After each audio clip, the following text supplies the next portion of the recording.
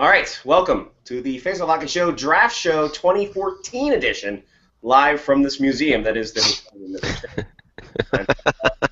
Mark with the C's right here. Oh, hello there. Looking You at caught us. me reading my tablet. Tonight on Masterpiece Theatre.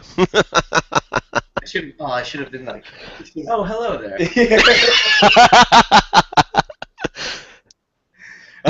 So yes, Lyle Richardson, you can see there as our canned laughter, and he will be joining us and talking about the not trades that happened.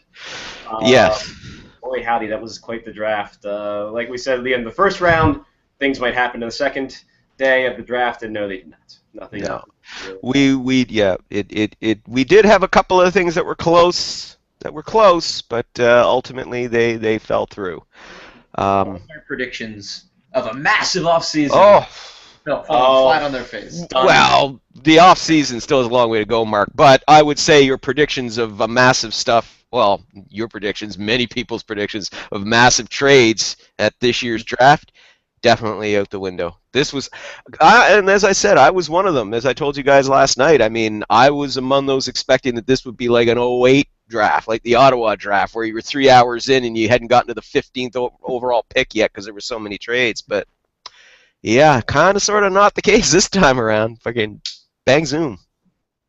Yeah, and I mean, like the second day lasted what? It started at 10:15 and ended just after 1:30. So that was, Yeah, I mean that was another zippity a lot. Second day usually goes quickly anyway, but this one, yeah, just whoosh. Well, I mean, to give you an idea of how uneventful the second day was for the most part, I took part in a 2-hour show with our friend Sue Ringvichu and Cassie McClellan in the CCPT hockey show. And nothing happened while we were doing that 2 hours, while we were talking about like season in review and the draft picks, and again, we discussed a broad range of topics, and nothing of significance happened during the draft while we were doing that show. So It's awful. I mean, really, I'm appalled at how grossly, unbelievably terrible. It'll be okay. It'll be okay. Scotty was It's terrible. gonna be okay. It's gonna be okay. We got out of there quick. Fine. it was horror awful. It was so bad that I was walking around the concourse for like half hour, 40 minutes, and then I meet up with Sean Leahy. I'm like, hey, where are they at? And he's like, I think we're about to end. I'm like, holy Jesus, really? Although I do love, this is the draft of like, remember that first year that EA Sports in the NHL franchise started, you could draft and you could have seasons? Yeah. This is all the last names. Fleury, this is a repeat. There. What else we got? We had a McGinnis. McGinnis. We had a little You. Yes. Quinville. There's a Kapanen. Quenneville. Kapanen. Yeah. I mean, Yeah. last name. Like you said, a Quinville. All of these last names on repeat. It's like they're inventing players and throwing them back in the draft. It wouldn't be sons of famous fathers, would it? No. No, they're cloning these guys. That's what it is, and just giving them different names. That's right. Kasperi Kapanen. No. I know the last name seems familiar, and there's Sammy sitting there, and I know that this prodigy looks an awful lot like him, but not a son. No, just an amazing recreation through the miracle of biology. That's right. Wait a minute, isn't that childbirth? Shut up. I like how the Columbus Blue Jackets also selected a Cookie. That was Yes. Oh, my favorite. It's great cookie. My favorite name was taken. It was a Habs draft pick, and his last name is Hockey. Nice. You can't make that up. HAWKEY, Hockey. It's like Tom Canada for the Blue Bombers. There you go. Exactly. The third round, Jonas Johansson. Yes. There you go. Oh, if anybody's interested in basketball, Dwayne Wade has opted out. There you go. Good for him. Ooh. Also, the Rangers picking Iverson in Philadelphia, which is kind of odd. We're just talking about drafts, man. Yeah. We're talking about draft. We're talking draft. Fucking draft. Another Taves? Is that his little brother? What? I don't know if they're connected at all. I know his other brother was drafted by the Islanders, but didn't make it, David. I don't think Devin. It could be. I don't know. Spelled the same. It's not usual last name. So. Oh, this just across the wire as well. To the surprise of no one, Martin Brodeur will not be returning with the New Jersey Devils. That's a shame. Not as a player. He will be back in management once he finally realizes that his playing career really well and truly is finally over. So December? Yes. Well, I actually get an alert saying that the Toronto Maple Leafs might be interested. So. Ooh. Yeah, there's a good fit. Oh boy. Yeah. Speaking of the Leafs, they made the one of the 2 trades of note today. Yes, they traded Carl Gunnarsson and a pick to the St. Louis Blues for Mr. Roman Polak. The question asked about was how many Polacks does it take to screw up the Maple Leafs trades? And Scotty is of course allowed to say that joke. So anyway. Exactly, because I'm equally racist. And from Opportunity? From Anthony Russell, there is nothing quite so unnerving as Spectre's Hockey's impression of a hawk just there on Face Off Hockey Show. They drafting Cristiano for the left wing, and they got him in the 6th round. That's a great It's left going to be wing. really good on free kicks. Oh, I think fantastic! it's going to be great. Great haircut, I'm sure. Mm-hmm. You know what I noticed in the later rounds, there were a lot of teams doubling up on picks. Like I think Columbus had 2 picks back-to-back, and it still took them 85 minutes to make those picks. Chicago took 40 hours. It was the most amazing thing ever. And then they took a shot at the Flyers, saying, hey, we had another great time in Philadelphia. Waka. That was a nice one. We all tend to be kind of dismissive of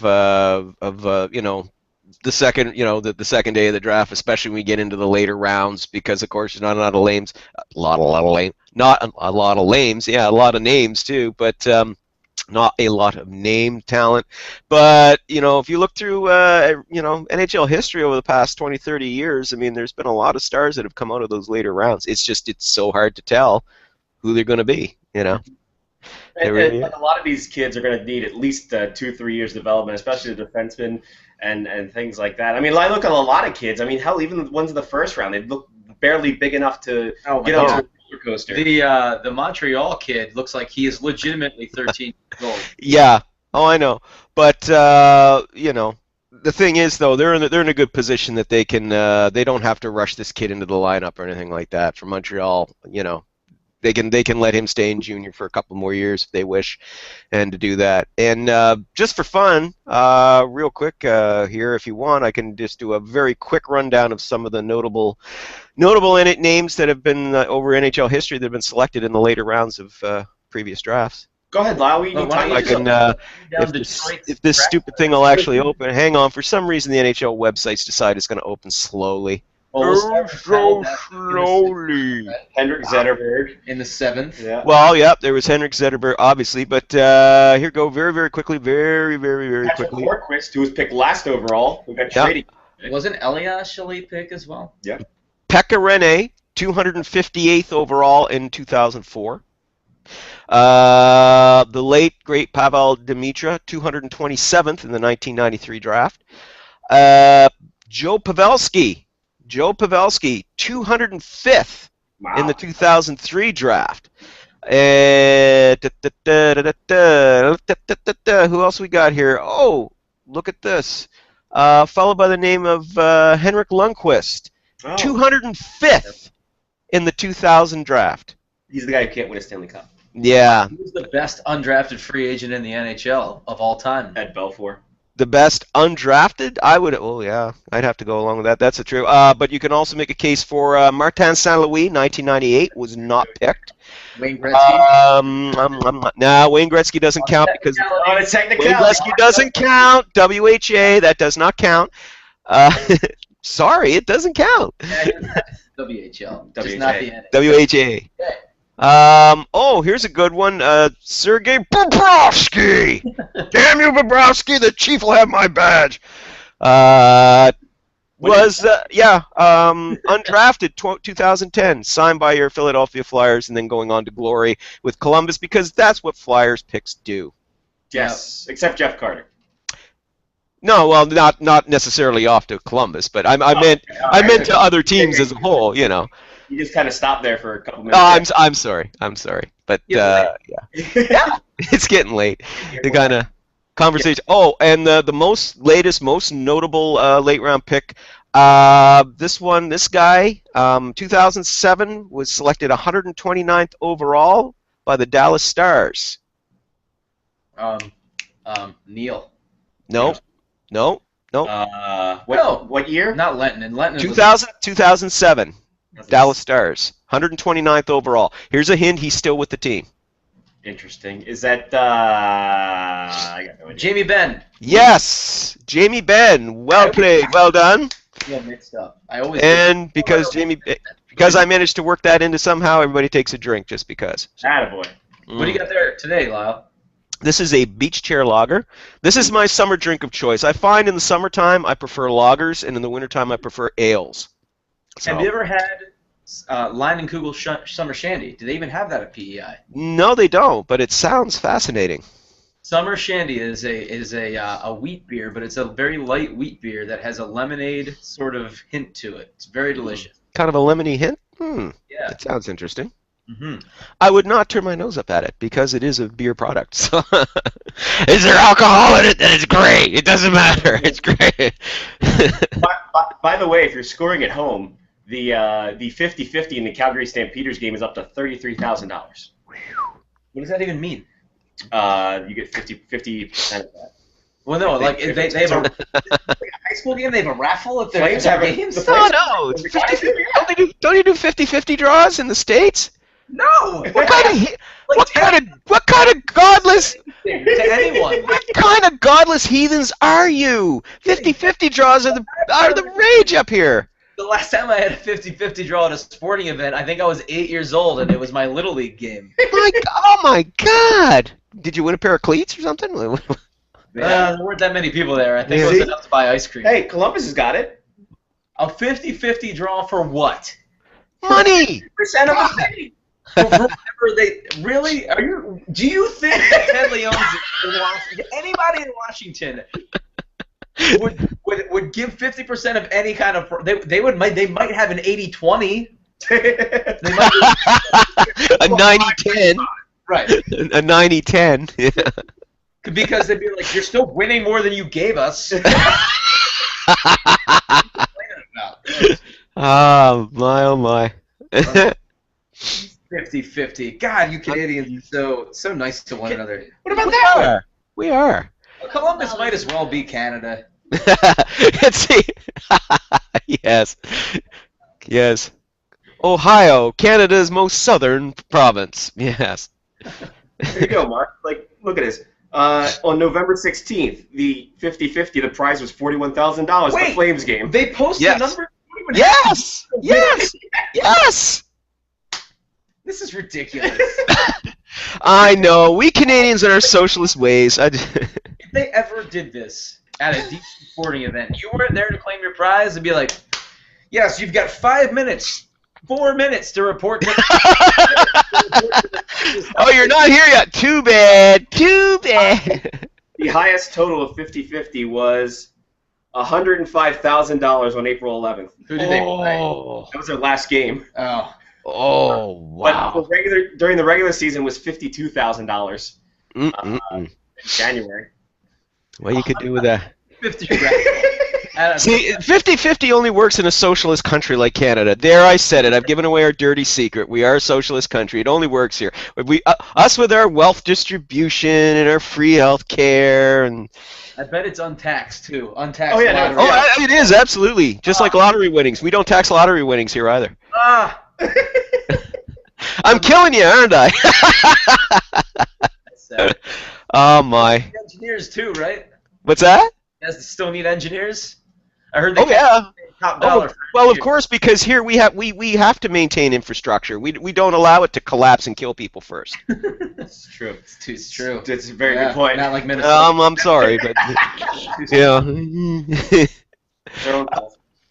And speaking of collapsing, that's something that perhaps Carl Gunnarsson could do, because he's been hampered by hip injuries the last couple of years, which would explain why part of the reason why the Leafs, dealt him off to St. Louis. You have to wonder if they'll be singing the blues about that if his hip continues to bother him. Scotty, I'm sorry. All these years that I've been around, you rubbed off. You're an influence, brother. What can I tell you? I didn't rub off with anything, and whatever girl says otherwise is a lie. But see, you're the master, so I'm trying. I'm Well, doing it. Lyle, would you say that he has a tragically hip? Yes. Okay. Very good. Well done, sir. I'm so proud of you. You worked at a Canadian pop song reference. I am so proud Well, of I you. was watching Canadian football for a time, so. Well, there you are. Yeah. We just switched to international football. International football. Football International. Brazil. Brazil. Yes. Which sounds kind of vaguely dirty when you say it. Brazil. Yes. So high. Yeah. Colombia. Colombia. Yeah. Yes. Howard County represents. Hello. Okay. Are you watching too? Oh, am I watching too? Of course, you fool. Yeah, exactly. This is among the, like I said. Tomorrow? What? High five. Hey, you guys are ahead of me. Well, for a change. It's about time. I know. That's what I get for all the hockey coverage. Where I've always been ahead of you guys. Sometimes we're up to 2 minutes. Good lord. I still remember there was a game we were watching. It was the Capitals Habs playoff game 4 years ago, and it was actually 2 minutes ahead of you guys. And I'm like, oh, and a great goal by Montreal. They've tied it. They're gonna force overtime. You guys are looking at me blankly, and then it's like, dude, we're not that far yet. Don't give it away. Don't give it away. Spoilers. Yeah. Oh well. And then we've said, I don't believe you, Lyle. Yep. And I was like, just watch right up. That's like right about now. If I had been smart, what I should have done is I should have said, you know what's going to happen here, guys? Giannis going to get the winning goal here. Giannis going to get the winning goal. I know there's only about 2 minutes left in regular, but you watch. He's going to get the winning goal. We got this. I'll bet you $100 on each of you. I would have cleaned up, and then you guys would have beat the shit out of me the next year in Minnesota. So. Smart. Yeah, he would have cashed in on our dismay. Yes, but as I said, then you guys would have kicked the shit out of me the next year at the draft in Minnesota. So. We would have had a fun time. Yeah. At least. And Chris Bosh is also opting out of his contract with the Miami Heat, meaning that after 3 or 4 years of the supposed great dynasty that was going to last forever, it's two out of 4. Yeah. They won 2 out of 4. They went to the finals all 4 years though. Yeah. No, not in the first year. Then they won 2, and then they lost. So boy, it didn't take long for that dynasty to crumble, did it? Oh well. Man. That's why, kids, the NHL doesn't allow opt-outs to contracts. The whole point of the opting out thing, I think, was that they all wanted to take a pay cut to stay. So. Well, that could be too. I mean, if that's the instance, then because I wasn't aware of that, I have to confess my ignorance because I'm much more up on NHL contract stuff. If that's the case, then well done them. If that's what they're doing to keep the team together and bring in some extra help, then well done them. In which case, hey, that's probably a good reason to have an opt-out clause in the NHL. But there you go. Exactly. So I could be completely wrong. This No, is just what my friends tell me. I think the dynasty's crumbling and they're all taking off to go somewhere else. I like your answer better. They can opt out and restructure their contract. The NBA does allow that to happen, and that's why they have the opt-out clause. Is that they can, but I do know they can come back and re-sign with the team that they opt out with, though. I know they're allowed to do that. But anyway, Blues get Gunnarsson. If Gunnarsson is actually recovered from that hip injury, he'll be a good addition to the Blues. He's not a physical defenseman, but I mean he moves the puck well. He's got a long reach, so he's very good at stick checking, which any of us who have played the game knows that is annoying as hell when you've got the puck on your stick and you get around the guy and flick. But the Leafs get Roman Polak, physical defenseman, but slower, which means he'll fit right into Randy Carlyle's system. And once again, on the one hand, I want on the one hand, the Leafs gotta, they've got to get a physical defenseman. I get that, but you got to get one who can skate. Speed is essential. So yes. Not in this NHL, Lau. What are you talking about? Well, not in Toronto's NHL, I guess. Yeah. But hey, maybe it'll work out for them. It's just though, as I said, right now, if Gunnarsson heals up, then this trade I think tilts to the advantage of the St. Louis Blues. Other trade made Bowling to the Flames for a pick. Succulents. Sorry. Great work, Brian Burke / Jim Treliving. We appreciate it. Is it Jim Treliving? I don't know which Jim. Jim is his dad. Treliving. Treliving, or Tree Living if you like, but Treliving. Well, I didn't know if it was Jim or Brad. Jim is the guy who owns No, it is Brad. I'm sorry, Brad Treliving. Yep. No, that's okay. It's all good. Yeah, straight salary dump by the Chicago Blackhawks. They had to do it. They were when the morning started, they were something like $700K over the cap ceiling. Now, of course, they're allowed to be over the cap ceiling by up to 10% over the course of the off season, but they wasted very little time to get themselves underneath. But they're not out of the woods yet. They moved 1.25 million. That gives them, I think, about 600,000 to 700,000 under the cap. But they're looking at adding a second line center. But if they're going to do that, it's got to be either a dollar for dollar swap, or they're going to have to get the other team to take some salary back and still move a salaried player out to make this work. I know that Patrick Sharp's agent earlier this week vehemently denied trade rumors out of Toronto, claiming that his client was on the block. But Blackhawks GM Stan Bowman wouldn't say yay or nay, wouldn't confirm that he supposedly told Curran that his client was not on the trade block. So that's still kind of alive right now. There is another rumor that they could try to move Johnny Oduya. He's got about 3.3 mil on his contract, so they could try and ship him out as well. Another low round draft pick, I believe. And I believe you're right, yes. Oduya, former Washington Capitals draft pick. Washington Capitals could use a defenseman like Johnny Oduya. Yes, they could. Perhaps. Hey. An interesting, speaking as well of your Washington Capitals, may I say very quickly, things are getting a little tight right now in negotiations with Mikhail Grabovski. GMBM put it very politely, saying that dollars were a bit of a hindrance at the moment. That's a nice way of saying he wants too damn much money. It's believed he's seeking. He wants another multi-year deal worth $5 million a pop. That's the word floating around out of the Washington media right now. And if that's the case, then yeah, I think Grabovski's gone, and I think you'll see them go out and test the market, see if they can't bring in a better solution. And I think in this instance, Grabovski, I don't know, might be kind of hurting himself a little bit if he's asking for that much, especially since he's still getting buyout money from the Toronto Maple Leafs. I think there are a lot of teams that are going to be going, wait a minute, you're already getting, 2.5 to 3 mil per season. Why should we give you a full 5 when we can give you 3 and bring it up to that? Off the season, a 1-year contract where he only played half of the year. So because he was injured. Yeah, exactly. There's not a lot of leverage here. Now, obviously, he's going to be going by reputation, and I mean, when he's healthy, he is a damn good player. Yeah. For those people who love advanced stats, as I know Scotty does, but one of the better advanced stats guys out there. You're pointing something. Oh, sorry. No, that's okay. Let me. No, keep talking. We have a ginger that wants in. A ginger's at the door. Do you guys have to? That our IM door. Do you guys have to buzz him in or something? We got it. We just. Oh. He's not here. He's not here. Figuratively. Her. But anyway, via satellite. Live via satellite. Via the miracle of Tay's interwebs. But anyway, what was I babbling about there? About how he's asking for too much. Right, exactly. Now, when he's on the ice, they did crunch the numbers for this season with the Capitals, and the Caps, 57% of their points came with Grabovski on the ice. So not bad numbers to have. But coincidentally, though, too, you could also say yes. But how often was he on the ice with Alexander Ovechkin and Nicholas Backstrom? That would be more my question. Yeah.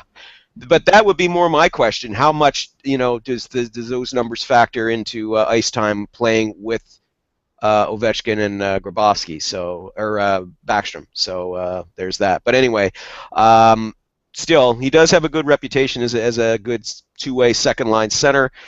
They'll be interested in him, but I do think, if he's asking for $5 million a season, he could find those offers few and far between.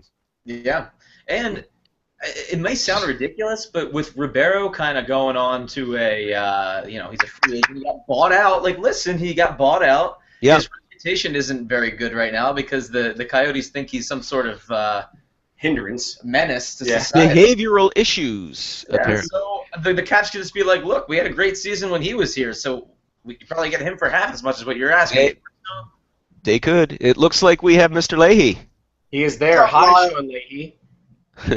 Lyle, I miss your mustache. Oh, it misses me too. But you know something? My wife actually loves smooth-faced Lyle now that he is, as she said, has finally grown into his face. I'm going to take that as a compliment. Ooh, bow chicka wow wow. I've grown into my face, if you know what I'm saying. The mustache is actually in a little jar right just off camera. Yes, it is. Yeah. Oh, was the glue noticeable? No. So, Leahy, your impressions of this fantastic snooze fest of the draft. I'm really glad that there were some trades made this weekend and some other news because, like you said, it was pretty expected. Like the top 5, you pretty much knew those guys were going to go in that order. And then you talk to the scouts and just read the other, the people that follow junior hockey. And after 5, it really dipped off as far as the talent.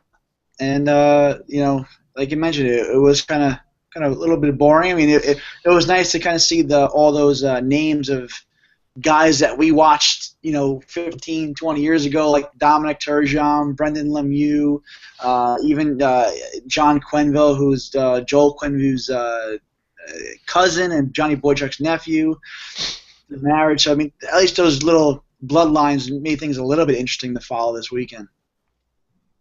Yeah, we also had a Sutter drafted too, so that was always good. Yeah, I think it can't be an NHL draft without a Sutter. So I think it's a rule. I think it's a law now that was passed back in the early '80s. An NHL team must take at least one Sutter. Yes, and the Arizona. That's another thing. How awkward was it for the our crack staff over here is telling us the Arizona Coyotes? How awkward is that going to be?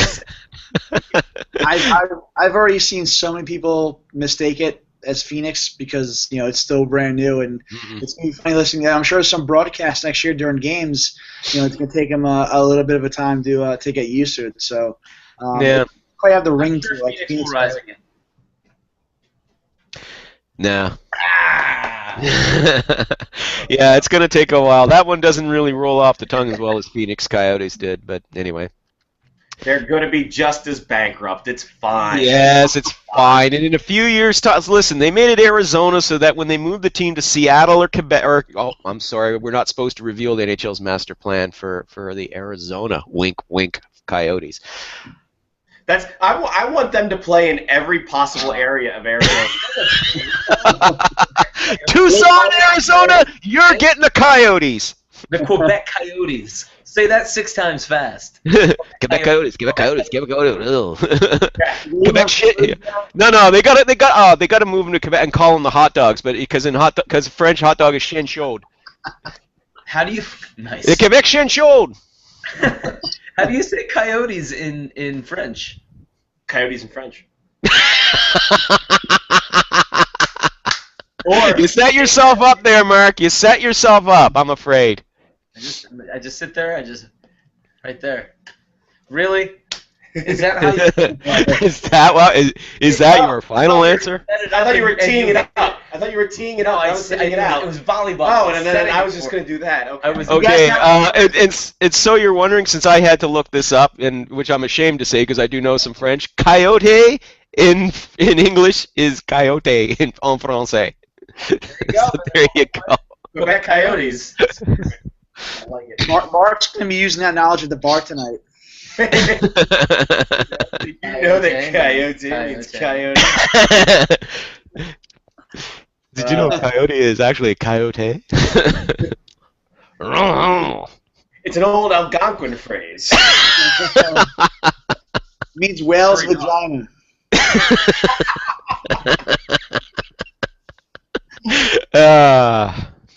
Yeah.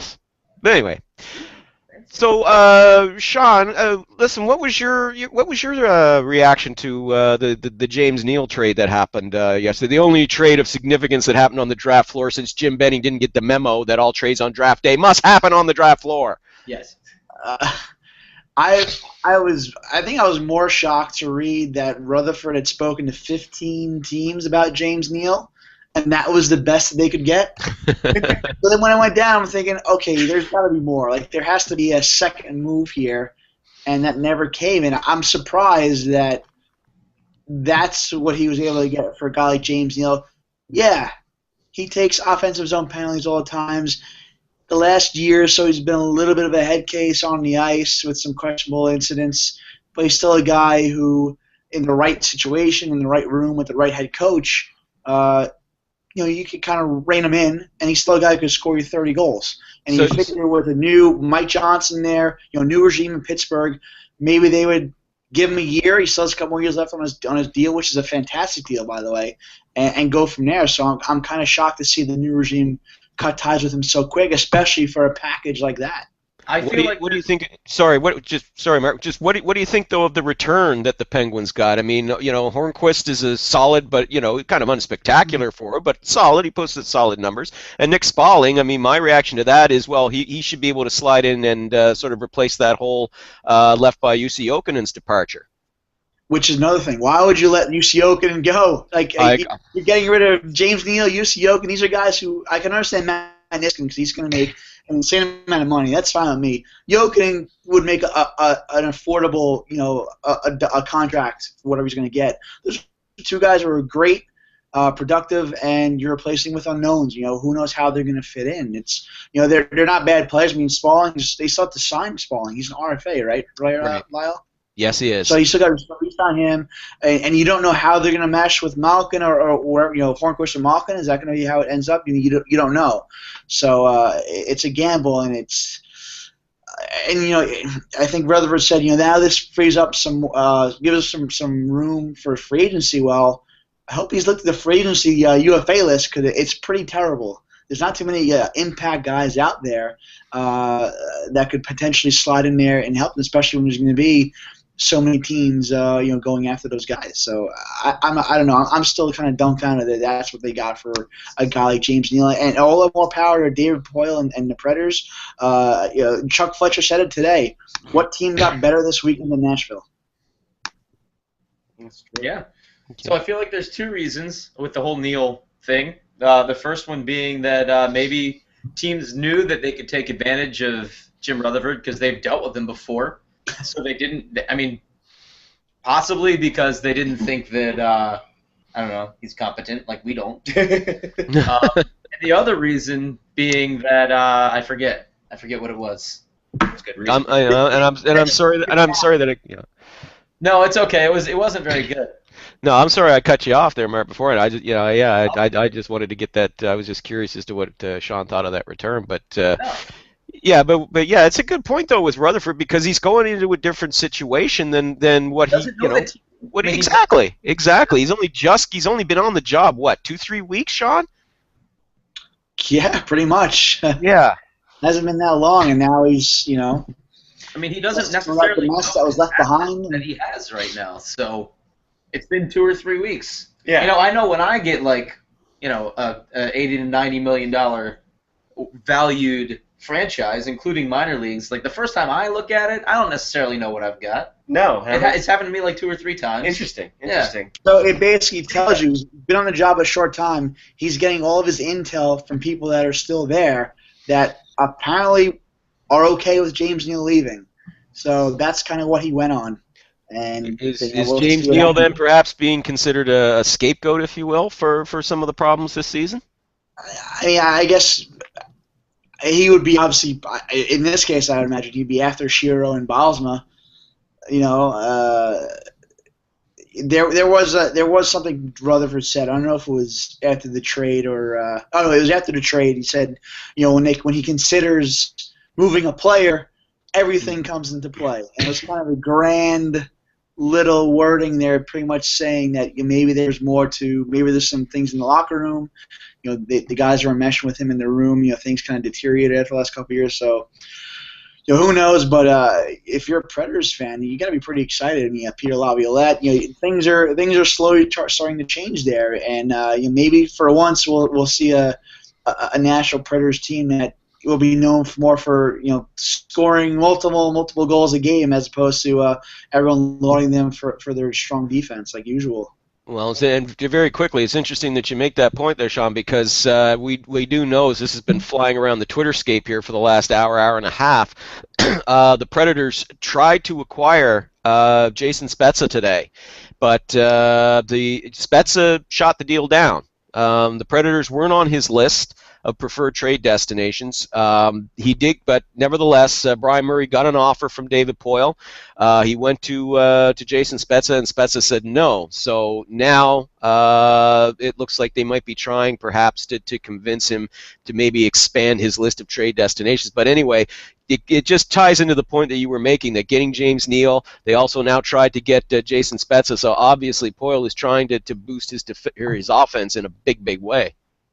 Yeah, with a new head coach there, I mean, a new, Pierre Laviolette obviously wants to coach his own way and do things, have a certain type of players he likes that fits in his system, and Spezza would be a great guy to do that. But Nashville is not one of the teams on that list, and that's what happens when you give these guys no trade clauses. Yep. Brian Murray, his hands are pretty much tied. I think Spezza is like a limited, right? It's only 10 teams or something like that. So. Yeah. It hurts, if you're trying to move these guys, it hurts because your market's limited, and if you're a GM, you have to do what's best for your franchise while trying to get rid of that player. You can't just say, okay, I'll take any deal, but with a no trade clause, or you can only go to this many teams, it really ties your hand because of the situations, and maybe the return's not as great as you'd like it to be for that player. Very good point. And yeah, the Spezza thing was something that David Poile was very miffed about after the draft was done, and talking to throngs of media. And he was obviously a little bit animated in terms of what the deal could have been and stuff like that. And that could have been the deal that the James Neal turned out to be. Yeah. So I don't know. I think a lot of Sens fans are a bit butthurt, but they usually are anyway, so it doesn't really matter. I'm sure they'll get over it. I mean, at some point, I think in the next couple of weeks, I mean, Jason Spezza is going to get dealt. There's a possibility this could drag on through, the month of July, and this turns into kind of like the Rick Nash, thing from 2 years ago. I made that point on Twitter last night, and it got ahead a dozen people basically screaming, no, because, we all know how much fun that was. But, it is possible. But, I don't buy that, for a minute that Spezza is going to still be on the team when they hit the ice to start the season for 2014-15. I think in the next 2 weeks he's going to be gone. It's just right now, things are limited with where he can go, and they've got to kind of work that out. Though I will say this, I must confess, I was surprised that Kessler went before Spezza, because even though Spezza had that 10-team no-trade list, at least there were more destinations, that the Senators could have sent him to, whereas Kessler had basically, he had 6 teams on that list, but there were 2 that really he was only willing to go to, Chicago and Anaheim. And, Scotty, you talk about some people in Ottawa being butthurt about Spezza not being able to trade him. Well, there's some people in Vancouver, especially amongst their punditry, who are butthurt about the return that the Canucks got for Kessler. One headline I read this morning suggested that the Ducks fleeced the Canucks like they would have fleeced a minor league team, and I thought that was unduly harsh and unreasonable, considering Jim Benning, I thought got a pretty decent return considering the situation. I think all things considered that they did pretty well for what they were able to do, and you got to figure the whole rebuild or remote or retool or however you want to spice it up, that's going to happen in Vancouver, and they're starting the only way they know how, and they have to get what they can get, and I don't think they got that bad of a return. I think it's just the fact that Kessler was held up in such high regard by Vancouver fans and media around there that they're going to be a little bit butthurt, as it were. Word of the day. Butthurt. Word of the day. Butthurt. Yeah, there you go. What's your take on it, Sean? Yeah, I mean, it's like no trade clauses. Everyone, plus also the news when the news came out that Kessler wanted out. And what's the GM to do, right? 29 other teams know this player wants out, and the GM's hands are tied. First was Gillis, now Jim Benning. So, if you're an opposing GM, you're going to hone in on that and be like, all right, well, this is my offer. Your guy wants to be gone. Do you want that situation to linger over in the training camp? And he did kind of mention, Jim Benning mentioned something like that. He didn't want this to turn to a Luongo situation where that kind of cloud, instead was over heads during the season. So it was good for him to get make the deal when he could and kind of clean the slate. And like you said, Lyle, I mean, Kessler only wanted to go to 2 teams. What's betting to do? He's got to get the best offer that he can, and with only 2 teams to go through, he had to do what he had to do for the franchise, and he got some nice pieces, and that's the situation in Vancouver where they're kind of pretty much rebuilding, I guess you could say, even though the Sedins are still there for a few more years. So I mean, he's got to look toward the future and kind of build that supporting cast, around the guys on that team so far. Yeah, absolutely, and.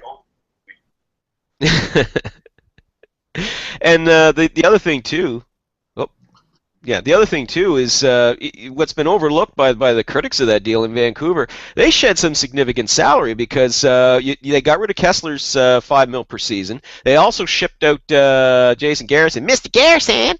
Yeah. I can't do that very well. Yes, Mr. Hat.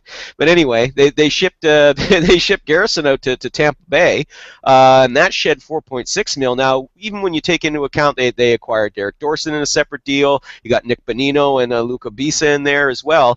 I mean, they've still freed up a significant chunk of change there. I think just off the top of my head, guesstimate, you're looking at, I think, around maybe $6 million of extra cap space they didn't have. So now they got $17 million of cap space. They got, I think, something like 18 or 19 players already under contract. They have room to go after some, a significant addition or two, either via trade or more likely via free agency. So, I think that those 2 deals alone could end up paying far greater dividends than just what they got in the return. Yeah, and most of their guys that are due contracts are RFA, so they can control them somewhat. And they're still young guys. None of them are big superstars, so it's not going to be paying a buttload of money for them in free agency. So, and I'm curious, Lyle. They open up to all this cash. I know they have Eddie Lack there. I know they have Jacob Markstrom. Is that really the only spot where Ryan Miller can go if he wants to be on the West Coast near his wife? Well, I'll tell you, an interesting bit of news came out yesterday out of the one of the Vancouver sports radio stations. They said that Miller's agent said that there was nothing in Vancouver that would prevent his client from going there. So if that's his only option, or his best option, I think he takes it. I know that earlier in the year he was saying, well, I don't want to go to a Canadian team. I want to stick to an American team. But that was earlier in the year when he had a lot more leverage. Okay, and we all know that, excuse me, his inability to carry the Blues past the first round, that hurt his his value, and it hurt his leverage. And if you look at that goaltending, I really don't see them sticking with Eddie Lack and Jacob Markstrom. I think Markstrom probably goes back into the minors again. Lack will be used as a backup, and it'll either be I think either Ryan Miller or a last name that rhymes with Miller, Jonas Hiller, could be an option there too. I mean, there's only so many options out there for goalies this summer, and if you're a guy like Hiller, if you're a guy like Miller, the options are very limited if you want to go to a team that especially with those guys in their age, they want to go to a contender, I'm sure. There's not a lot of options available for them this summer. And Vancouver is not in that bad of a shape. I mean, yes, the core is aging, there, obviously, but I mean, it's still a talented team. The Sedins aren't chopped liver. Kevin Bieksa, Dan Hamhuis are still patrolling on your blue line. Alex Burrows, I think, is going to have a bounce back season. He had a really bad year last year. He was hampered with injuries, and I think we're going to see him have a bounce back year. You bring in a kid like Nick Bonino, who's younger, who goes onto your second line, and again, you've got the cap space to bring in, a decent goaltender. I don't think Miller or Hiller are going to run you more than $5 million, if that. Especially in Hiller, I think with Hiller you could probably grab him on a 1-year deal, maybe for 3.5 to 4, sort of a show-me contract, if you will. Miller will cost you a little bit more, obviously, because of the reputation. But I think once you sign either one of those guys, then you've still got more room to bring in another piece if you need to, especially if you want to go by free agency. So as I said, just by those 2 trades, I think there's going to be a lot more come out of this than just the return. Clearing that cap space is going to help them out quite a bit. And let's be honest, that trade for Linden is definitely going to put him over the top. Huge. I mean, that's going to set him up The Canucks getting Linden again? Come on. I mean, really. In the front office and on the ice. How about that? Boy, they. How about that? You. I'm going to be here all night. Yeah, no, we have the room until. That's true. Yeah, so. I mean, but like in the vicinity, they're right there, around, like right there. Okay, stop. You guys are starting to look like a Backstreet Boys video. That's in sync. Wow, get it right. Whatever. Who cares? It's a boy band. Who cares? Harrison Mooney wouldn't know. He will probably. Oh my God! Yes, I do. I don't want to incur the wrath of hockey's best pop culture guru. Self-proclaimed. Just as long as he doesn't dance around them Lululemon pants again, I'm all good with that. I'll tell you. That's. I don't know. I got started watching it. Wow. What? Who said that? I'm not part of that. Really? No. You're not there. All right, so Sean, you experienced every minute of the draft. What would you say your favorite part of the draft experience was for you? Was it the concourse walk? Oh, the lovely concourse walk I had this afternoon with Scotty was romantic. Oh. But it would be two things were my favorite. One, the way Gary Bettman handled the booze, because he's. I mean, for a little guy, he really can't handle his liquor. Oh, you mean booze from? Oh, sorry. I mean, there was one time in the first round, I think it was the second time he went up on stage for I think it was the second pick. He kind of slyly cupped his ear as he was like doing this little move to the fans as they were booing him. It was great. But then today, the Blackhawks made their final pick, and whoever made the pick, their assistant GM or one of their head scouts said, thanks to the Flyers for a great weekend of hospitality, and once again, Chicago had a great time in Philadelphia, and such a troll move, and the fans did not like it one bit, and it was great. So those are probably my two highlights. Just the interaction with the fans. I mean, the Flyer fans all weekend were great. They were still booing like crazy today. They were passionate, booing everybody, Penguins, especially the Penguins and the Rangers, obviously. So it was pretty cool to be in the building and kind of hear those and not really be able to hear anybody around you because they're just booing everyone and everybody in sight. It's surprising for Philadelphia to be that angry. I know, They're usually so polite and quiet, sit on their hand. Not throwing batteries at their players. No, or booing Santa Claus. Well, the batteries are getting smaller, so maybe they were trying to throw batteries. That's true. The lithium ions. I don't know what's going on. Though I still think when Gary Bettman walked out to start the draft, he should have come out to Vince McMahon's music. Yes. Would have been great theater. The way the fans were booing him, that would have been awesome. No chance. That's what you got. Walks up with the Vince McMahon strut. Yeah, with the Vince McMahon strut. Well, what was it, Scotty? You called him this year's version of Bettman, Sassy Bettman. Sassy Bettman, like. I don't know if you picked up on this, where he said, "Now coming up for the 13th pick, the Dallas Stars." No. My favorite Sassy Bettman was when he'd walk up and he'd say, "Wouldn't you like me to announce a trade?" Alex, love. Here's a trade. It's draft picks. Suck it. Nobody cares. This is a commissioner right now. Listen, everything for the past, since the end of the lockout's been coming up Bettman. Let's face the facts. I mean, come on. They got to listen. They got, even though it cost half a season, they got a CBA that even the players like. Okay, and the revenue has just been off the charts. The fans came back in droves. Columbia is leading 1-0 over Uruguay. Loves it. Exactly. And but so he you could just tell. I mean, he had fun last year in New Jersey. Remember they were booing him when he came up to the podium and he said, "We have a trade to announce," and everyone boo boo, and he's like, "You might want to hear this." That was a strike. LeBron came from deep. Yeah. Oh yeah. Beautiful. My goodness.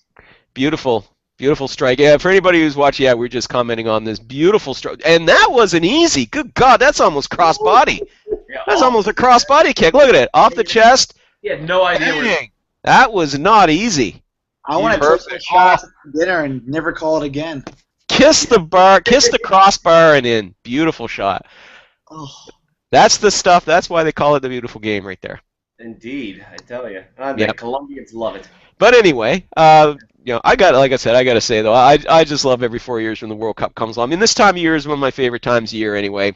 for NHL work and all that stuff with the draft and free agency, blah, blah, blah. And, of course, it's summer and it's warm finally. But having the World Cup's just an extra measure of just joy and fun. I love it. So, Lyle, you bring up a great point, right? Bettman's making money. Teams are revenues are up. Everything seems to be hunky-dory in the NHL. So why did the salary cap not go up? Well, it did go up, but I understand, though, it didn't go up as much as was originally projected. Originally, it was 71.1 mil, but they started hitting about 3 months ago, 4 months. Well, yeah, about 3 months ago. They were saying, well, revenues could come in a little lower than expected. The big reason why was the reduction of the Canadian dollar, the value of the Canadian dollar. For most of this season, it was trading roughly about between 8 to 10 cents less against the American dollar, and when you've got 7 teams accounting for anywhere between 35 to 38% of league revenue, that's going to have a bit of a hit on your bottom line. So even though, they had record revenue this season, I mean, God, $3.7 billion.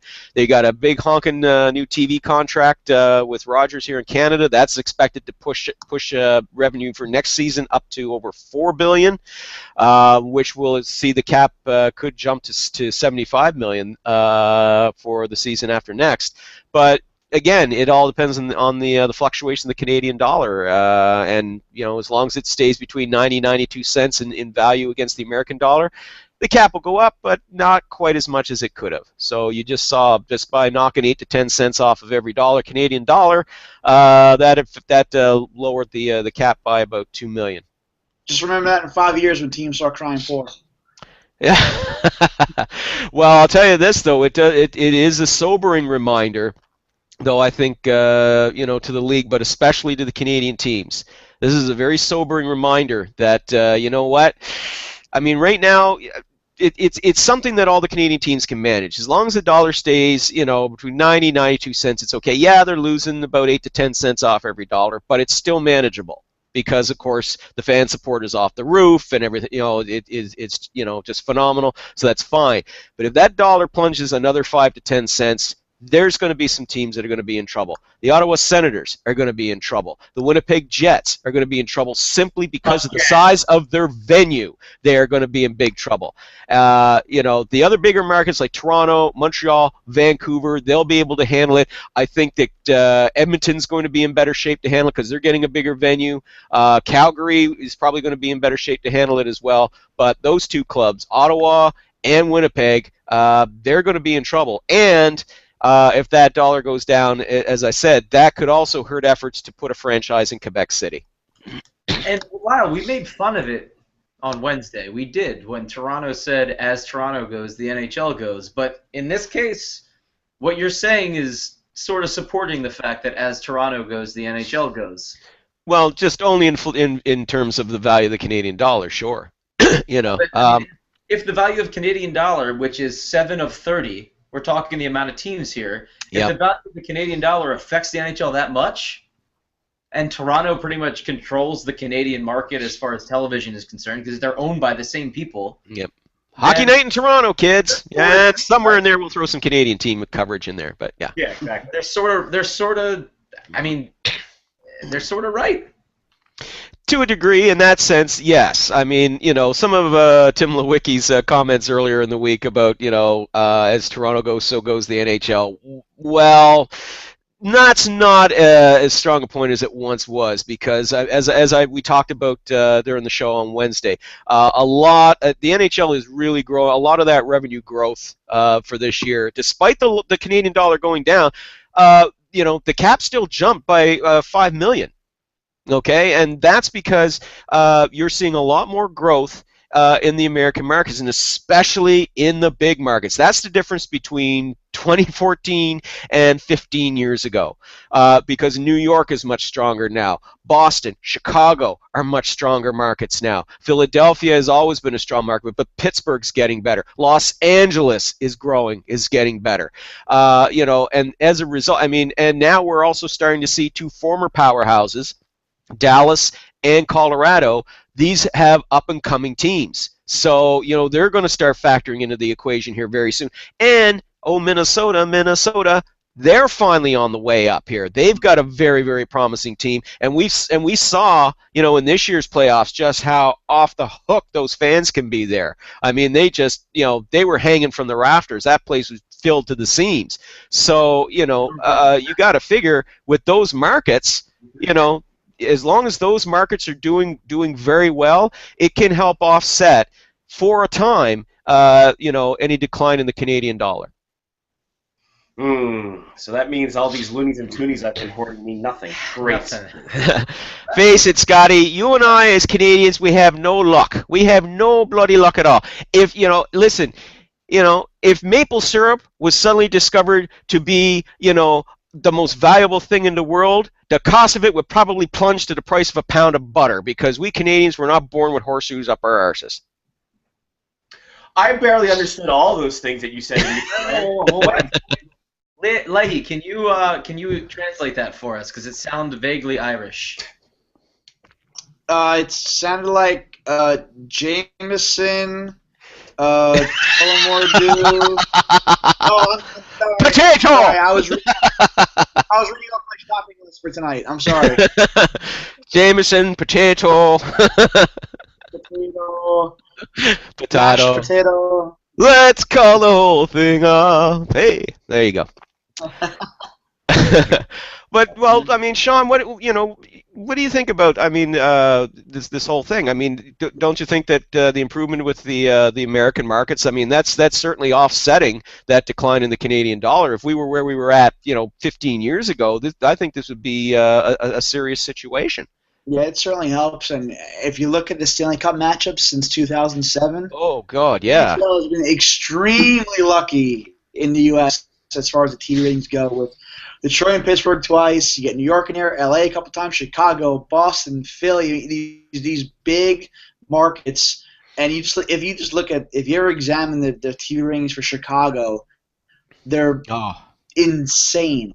I mean, they drive the needle so much in Chicago and obviously the big cities. So that's huge, and I'm sure NBC's happy they're paying $2 billion for these rights for the next decade or so. So like you said, right now it's pretty much a golden era for the NHL as far as business goes. The 6 outdoor games this past year. We'll see what happens next year. We're going to do the one, probably the 2 if they do the one in San Jose. The All-Star Game is back, so maybe get some more sponsor activations out of that. Like you said, everything's coming up Bettman. Yeah. And people can dog Bettman all they want, but if you look in the league, like you said, 15 years ago, it's in a better place. It's not perfect. There's still struggling teams. There's always going to be struggling teams no matter what. It's just the way the economics go. But just the NHL is hot. It's good. I mean, it's look, we're realists. It's not going to beat the NFL or baseball or whatever. But where it is in the landscape, it's a lot stronger than what it used to be, and there's certainly a lot more interest in the game now than there was 5-10 years ago. And I mean, listen, we've all been critics of Gary Bettman, and a lot of it has been justified. I mean, 3 lockouts over his tenure, that doesn't do very much for labor relations, let's face it. But at the end of the day, I mean, I have to confess that over the years I've wound up gaining a grudging admiration for the man, because, God, I mean, this is, he's at the point right now where he could fall into a pile of shit and come up spotless holding a gold watch. That's where he is right now. It's called the Arizona Coyotes, Lyle. But I'll tell you, I mean, it's like you said, Sean. I mean, yeah, and the Coyotes are a perfect example. I mean, let's face it, I hate to say it because, of course, there are passionate hockey fans in Phoenix and Arizona. Yes, we can joke about, yes, all 12 of them, but they are there. But that is a franchise that, let's face it, I mean, they're only existing right now because the NHL wants them to exist there. And if the ownership that's there now, they can't make it work, they're going to have to move that franchise. I can't see them possibly being able to bring in anybody else to make a go of it if the Curb Bunch doesn't. But apart from that, as you said, Sean, sure, there's always going to be some troubled franchises. But at the end of the day, I mean, you look at where they are now, and compared to where the league was 10 years ago, 15 years ago, and it is significantly better. It has improved. The quality of the product of the game has improved. Yes, there's still areas where it can get better, but it has improved. This year, this season, this entire season, from start to finish, for me, was one of the best ones I've seen in years. And I mean, I've been following this freaking league for almost 45 years now. That's how old I am. But, it really has, it as you said, it's just all come up, been going Bettman's way since the end of this lockout, and you can't help but have some grudging admiration for the man. And doesn't it seem outrageous? Like, looking back 6 or 7 years at this point, when the Chicago Blackhawks didn't have a local television deal. Oh. I mean, really? Yeah. Like, looking back, for just financially what you're talking about, from a fan base standpoint, from a monetary making money for the league standpoint, I mean, it's absurd that the Chicago Blackhawks were forcing fans to come to the game. And to think about how things changed so quickly, that was only like 7 years ago. Yep. That wasn't that long ago. No. That was after lockout 2. Yeah. That was still going on. But the big reason why. Yeah, but the big reason why is Dollar Bill Wirtz had to die, because let's face it, I mean, it wasn't that Chicago was a terrible hockey market. It wasn't. I mean, Chicago has always been a very strong supporter of the Blackhawks. It always was a great hockey town. But Bill Wirtz just was so out of touch, especially during the last 10 years that he was alive when he owned the team. He drove it into the ground. And sure, Chicago was one of the, had some of the lowest attendance records and some of the lowest TV ratings, because there was no TV.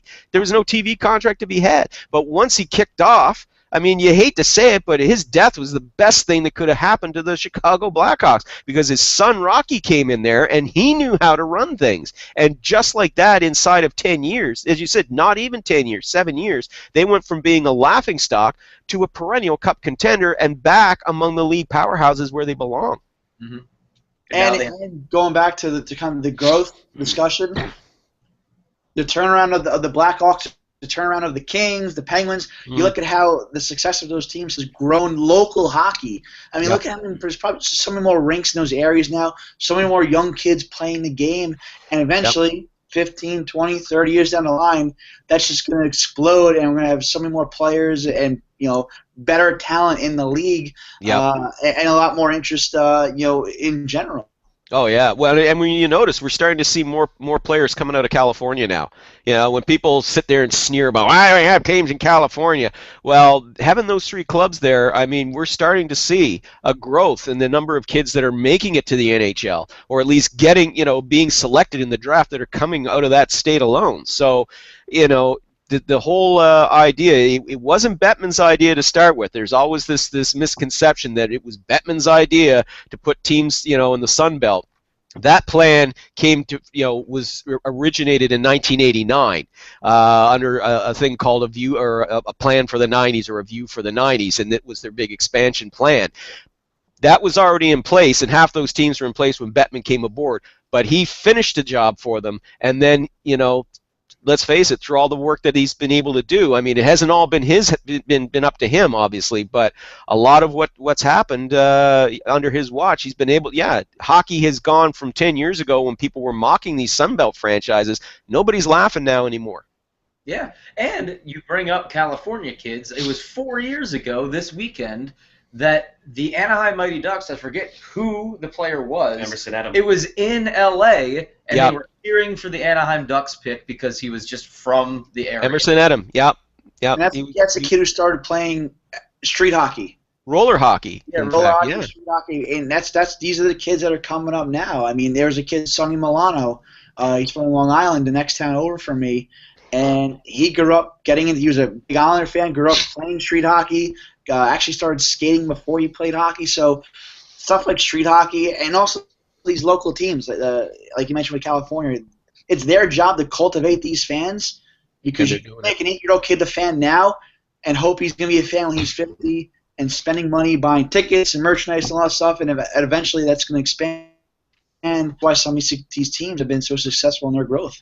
Well, Tennessee's another market as well. People, kind of disparage Nashville, but they really encourage local hockey there in Nashville and in Tennessee. They're very, very supportive of it, and it's not going to be very long before we start seeing, some NHL talent making it who coming out of Tennessee who were inspired by guys like Shea Weber, who were inspired, by the Predators. I grew up as a Predators fan, and that's where it'll start. So.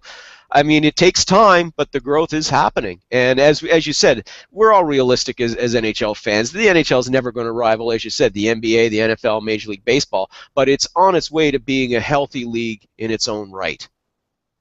Yep. Absolutely. And that's what they need, is because we need all those monies. That's right. And once it gets into Seattle, all the monies will be had. Oh, man. They get a franchise in Seattle, that is just going to take off. They just got to get a building. That's Starbucks. Microsoft money, my goodness. Yeah. How much money they're spending on soccer, for God's sakes? Yeah, but the American Pacific Northwest market has definitely needed an NHL franchise for a long time, and they just need to get a venue. If they get a venue in Seattle or hell in Portland, for God's sake, one of the two. I know they prefer Seattle. If they can put a franchise there, that's really going to be a lucrative market for them as well. Yeah, what do you think, Portland or Seattle? What would you rather? Seattle? Sure. I like Portland just because of Portlandia. That'd be great. There you go. Put a bird on it. Yeah. Hipster douchebags everywhere. Just have a hipster on the jersey. There you go. I think you nailed the franchise. Boom. Yeah. Yep. PBH. Portland. PBH. PHB, I'm sorry. PHB. For douchebags. Oh. Yeah. I thought you were going with a PBR reference. That could have been a PBR reference, too. Either way. I think the next move for the NHL is to be like Major League Baseball, where each individual stadium has these little quirks in it, and they're not all the same. The new Seattle team should have like ramps behind the nets, like the old Pro Beach hockey. Exactly. That's the thing. PBH right there. Yeah, they used to the old arenas used to be like that. Each one used to have its own little individuality, its own quirks, and its character, what have you. But then they started building all these new ones, and they're all cookie cutter pretty much. So yeah. Where's the challenge, right? Where's the appeal? Yeah. If somebody thinks they have an extra 10 feet of ice and they're going full speed and they slam into the wall, that's where it was at. Yes. It's like the outfield wall. Yes. That was part of the charm of the old Boston Garden. The old Boston Garden. It was shorter. You thought you had 200 feet, sucker. 189. Bang! Enjoy the rats in your dressing room, visiting team. Just hang. No. You want to dry your clothing? Just hang them off the pipes. They'll be fine. We can't guarantee they'll still be there when you come back, but yeah. What? You want a visitor's locker room that doesn't have shit all over the place? That's why we're moving to Barclays. Yeah, you want to talk about a place with character? Boy, howdy, Nassau Coliseum. Yeah, they're honestly. Yeah. Oh well. What can we expect? Free agency coming up Tuesday. Yeah, we got a little right off the hop. A little under a week. Under a week. We've got 2 days. We got 2 days. It starts on Tuesday. I know we're so used to being a week away after the draft is over, right? But due to our funny quirk in scheduling, it's only 2 days away. But what can we expect? How we doing this, boys? Say what? Who? We're gonna see. Name the first player taking a free agency. We're gonna see a lot of people make a lot of money that they're not. They shouldn't make. I mean, Matt Niskanen, I think, is a nice player, had a great year with the Penguins, but he's going to be like one of those contracts where you're just like, ooh, that's a little too much term. 7 years, 42 million. Yeah. Yikes! I could see that. Happening. Paul Stastny, Stastny. Paul Stastny? No, Stastny. Help. I mean, it's going to be him and Spezza, those centermen that are going to be like in St. Louis or maybe Chicago if they could get creative and open up some cap space. Yeah, and I mean, listen, Stastny wants to stay in Colorado, but they don't want to keep him for more than $6 million. And the feeling out of Colorado in the media right now is he gets an offer that's well north of $6 million per season. He's gone. The Avs won't match. It'll just be, well, thank you very much, and we'll see you later. Which will then put even more onus on them trying to sort out the Ryan O'Reilly arbitration situation. But that's a whole other box of frogs that we won't get into right now. But yeah, Stastny, though, in my opinion, he's the best player currently that potentially available in the free agent market.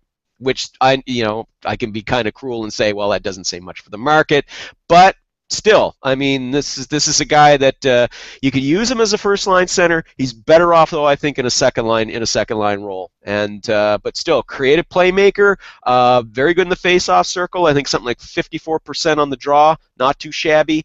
So and he has matured. I think his defensive game has improved, and he's shown with the right line mates. I mean, yeah, he can weave some pretty good offensive magic, and he's clutch in the playoffs too. So.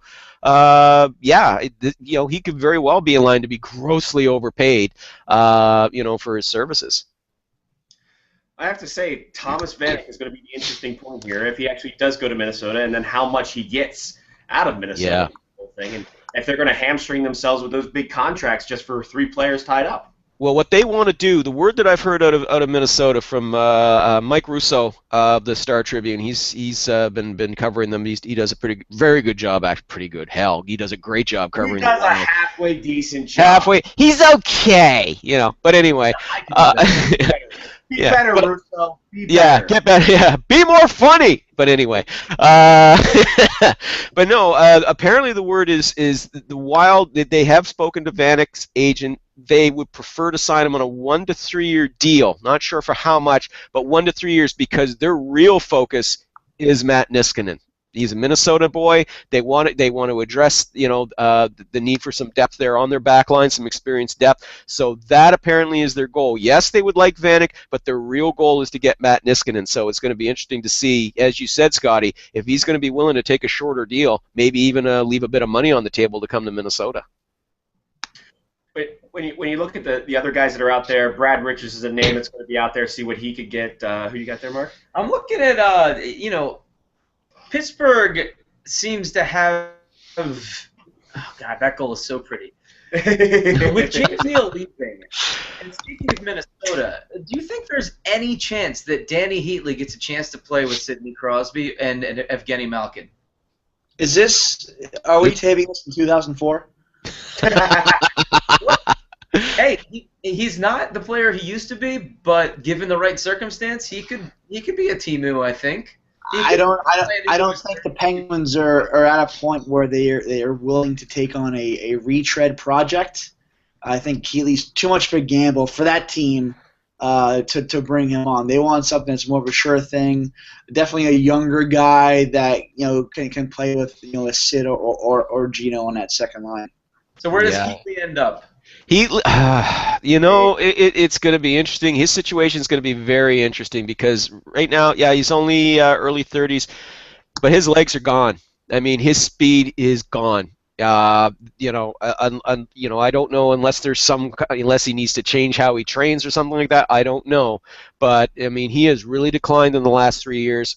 I mean, the Wild were used by the end of the season. The Wild were using him in a 4th line role.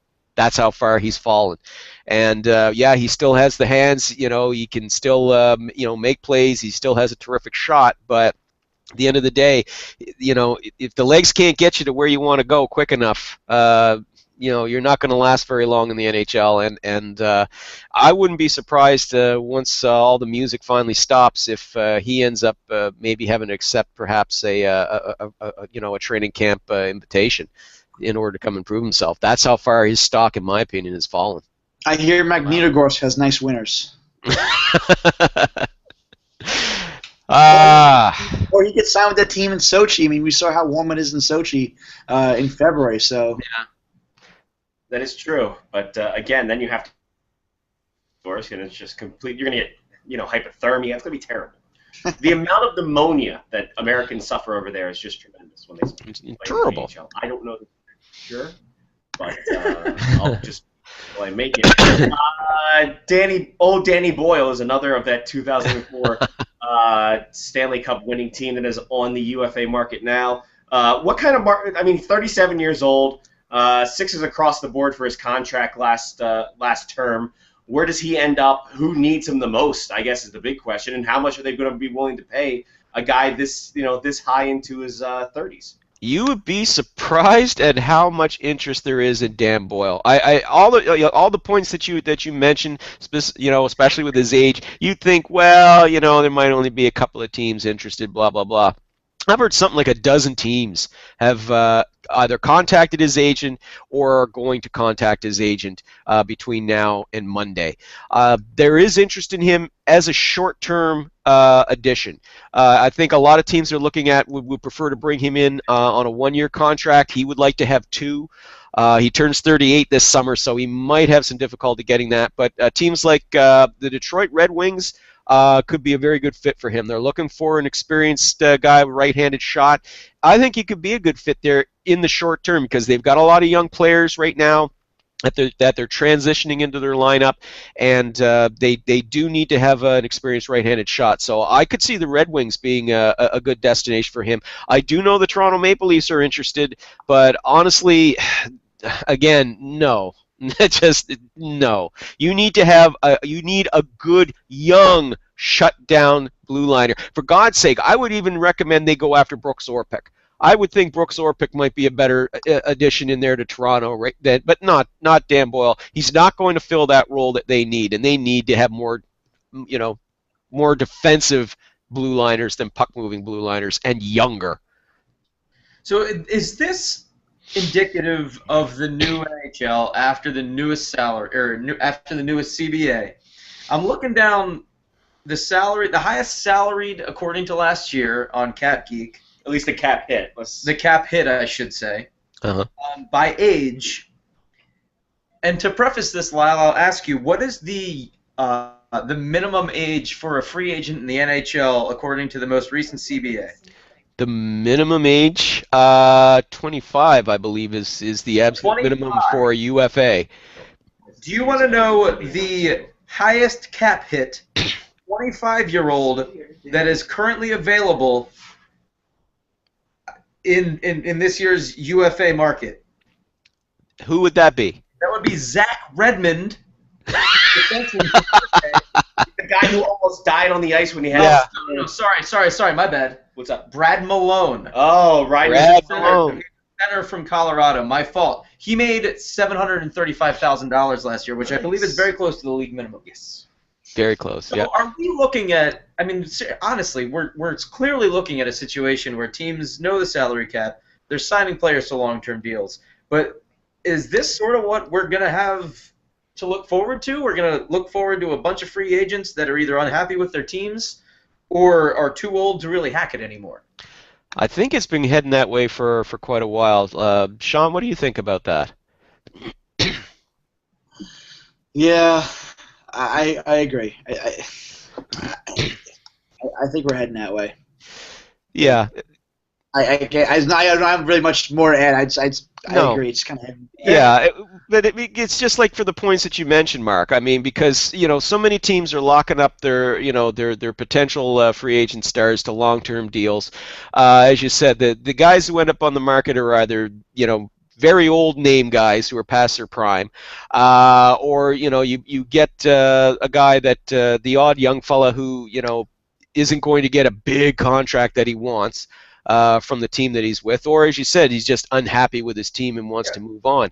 It's been heading that way for a while, and that's why, as I said, as I've mentioned before, the ability now under this CBA for teams to retain part of a player's contract, that's why it's so important now in a trade that we're starting to see more trade activity involving name players, and we're starting to see more name guys like Spezza, like Kessler, not only being mentioned, but actually getting moved. And you, as I said, you just have to look back to this year's trade deadline for a perfect example of that, where you see guys like Ryan Callahan, guys like Martin St. Louis, Ryan Miller, and Marian Gaborik. I mean, we saw that this year's trade deadline was among the best we've had in years because there was so many notable players that not only were traded, but a lot of them were traded swapped for each other, or teams got decent returns back for them rather than, well, this guy was going to be an unrestricted free agent anyway, so here you go, give us a bag of pucks back, So I think that is really going to come into the fore this summer as well.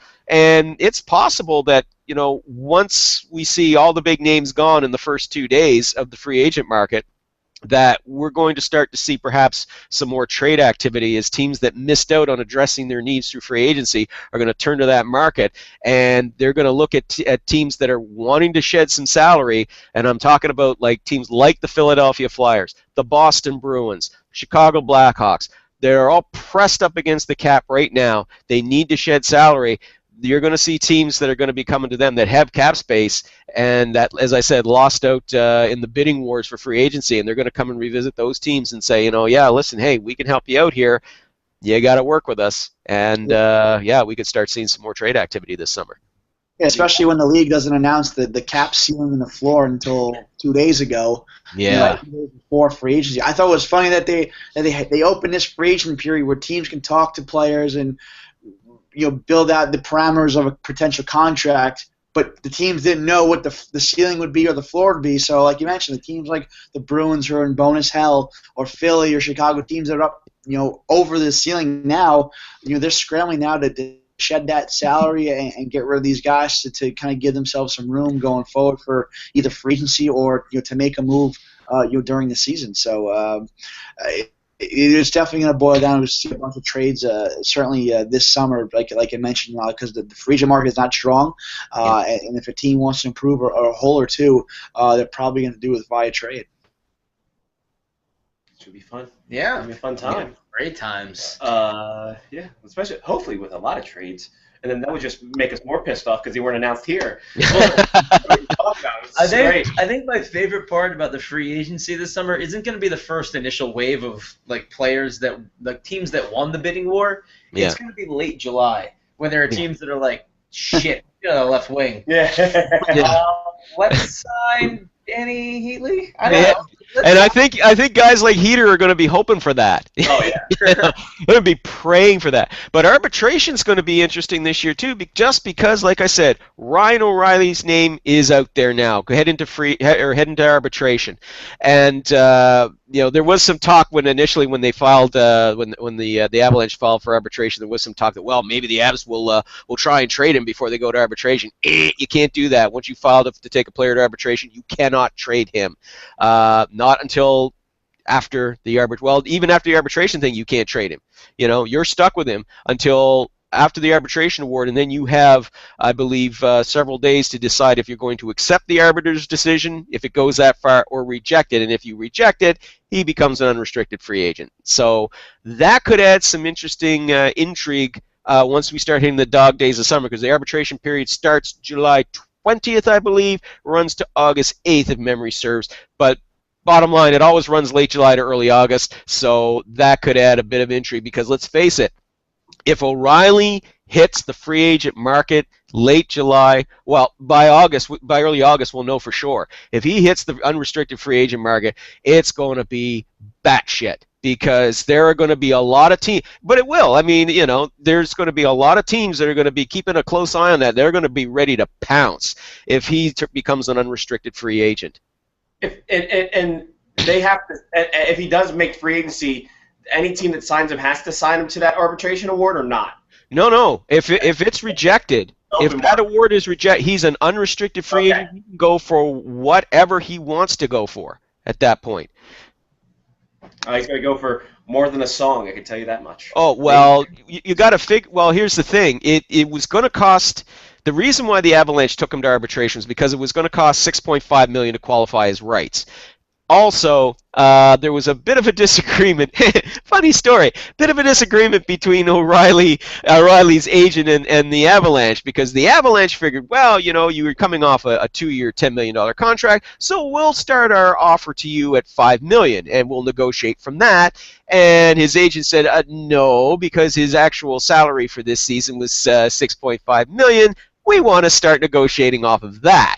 So there you go. That's why they're taking him arbitration. Wow, that Ryan O'Reilly, good Canadian boy. Yes, I wonder if anybody, by the way, has picked up any of the plaid that scattered around southern Ontario when Don Cherry blew up after the Leafs took Willie Nylander.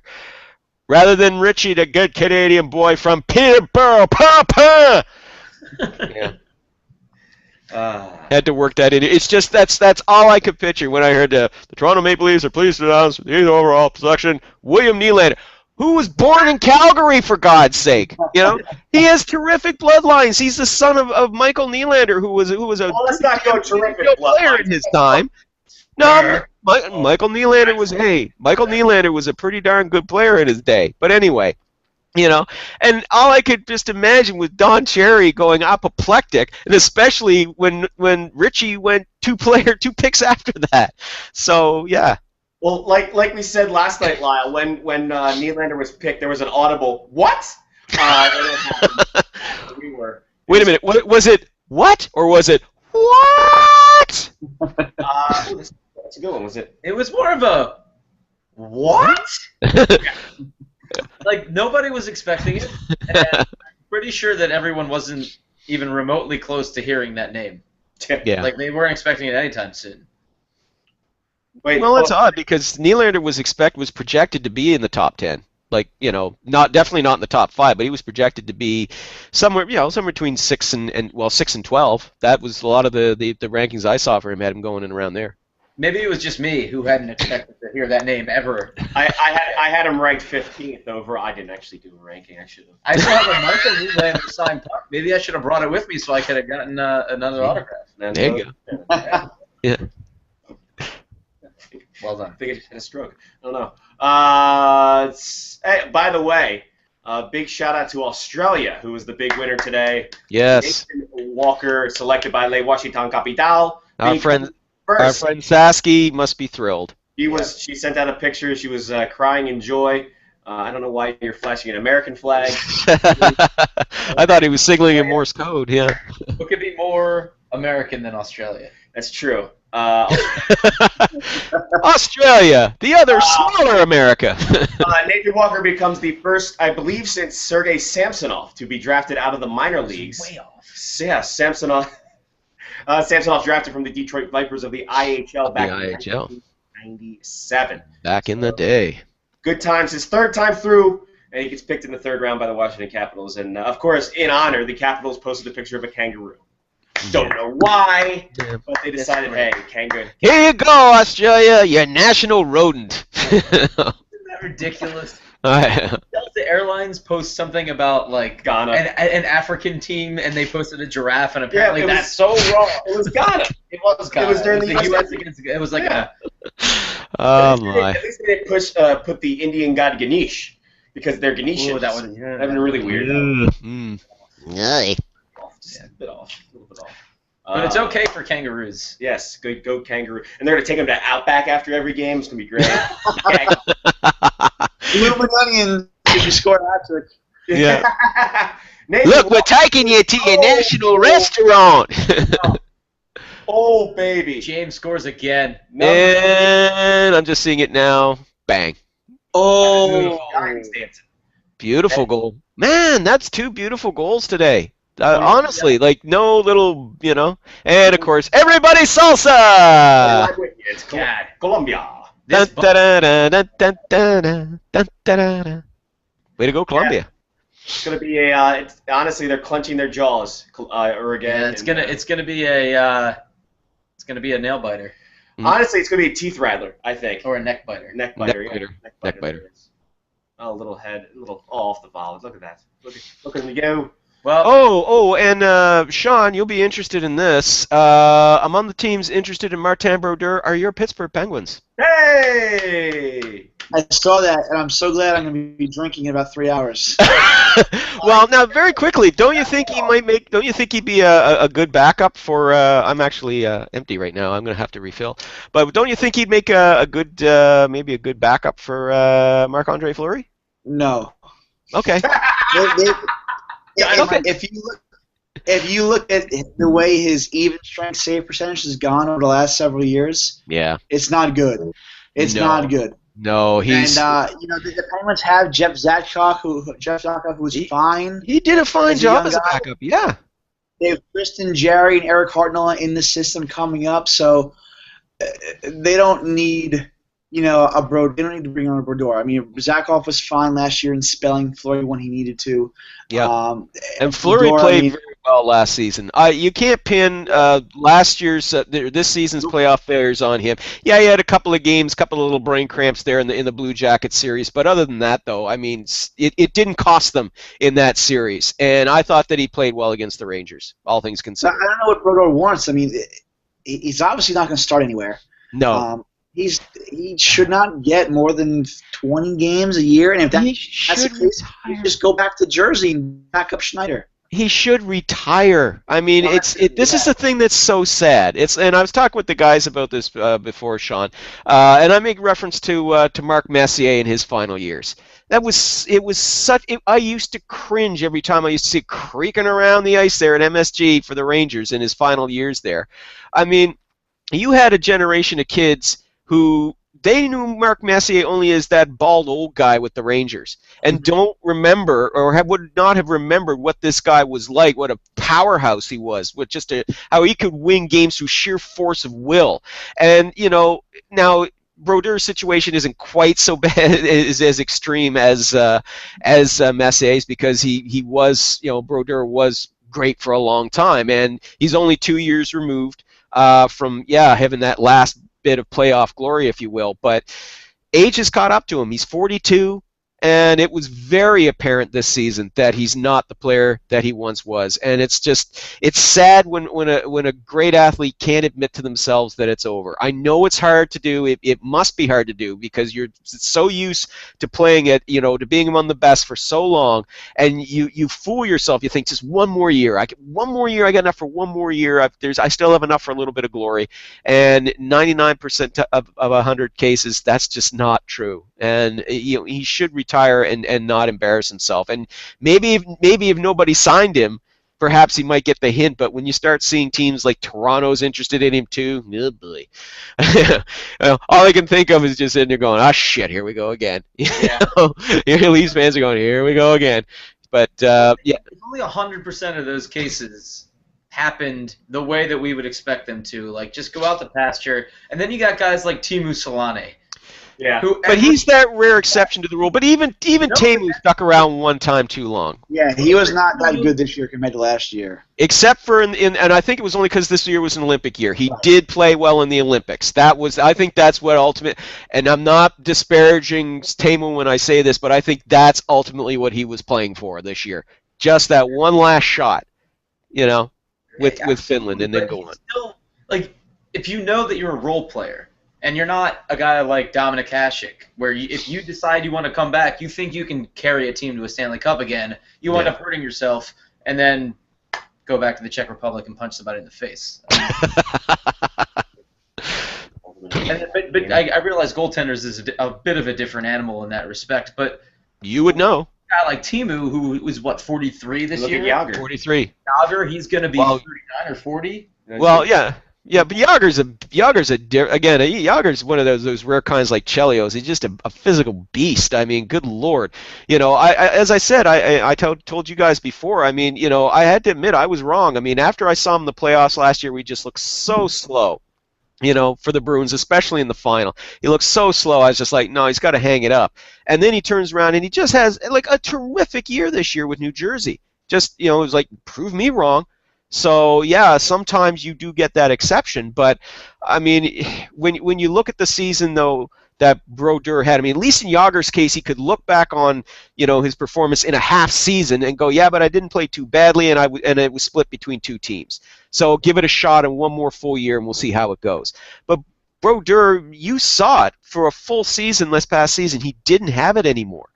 And it had to stop, and he's just fooling himself into thinking I've got enough left for one last shining moment in the sun.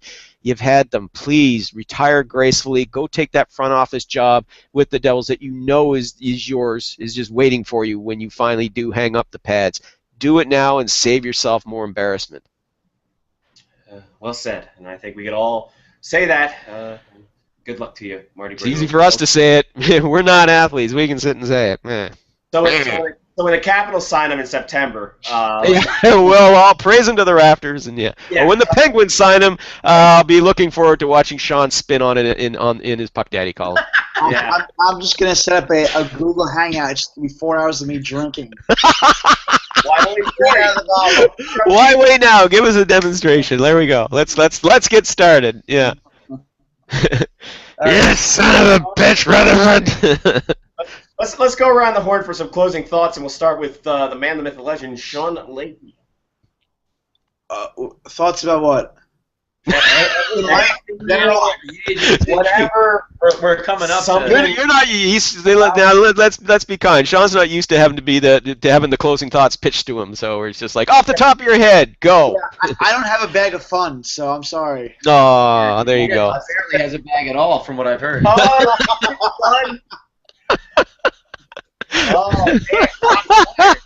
I'll get you for that in a couple hours, Patanzo.